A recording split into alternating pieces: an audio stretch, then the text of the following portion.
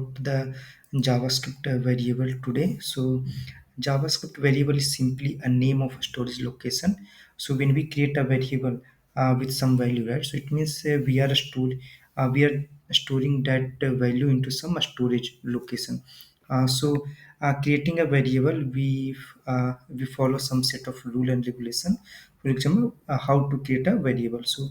Creating a variable name must be started with a letter A to Z or A to Z. It means the small and capital letter. We cannot simply put the name like this one. So this is not the expected behavior. So this is not the expected. We need to start with some alphabetical letter. So for example, we can say something like if underscore name. So underscore is also valid. If we want to put the some number, so we can just put 1 2, but that would be come after the alphabetical letter. So let's go ahead. So now it has printed the name Suraj here.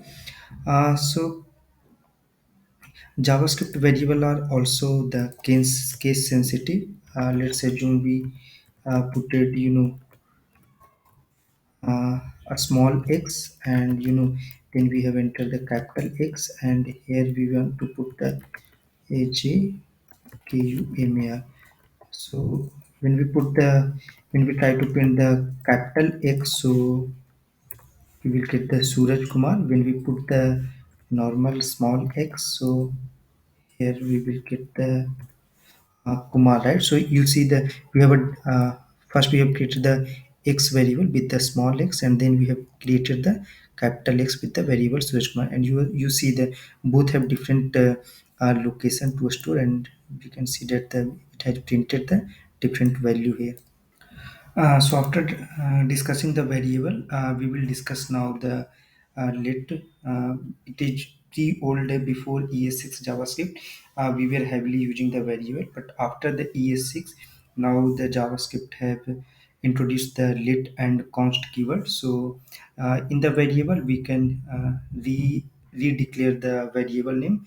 That is totally fine. So uh, when we rerun this console.log, right? So this variable file, so you can see first we have assigned Suraj to the variable A, then again we have reassigned Kumar to the variable A, right?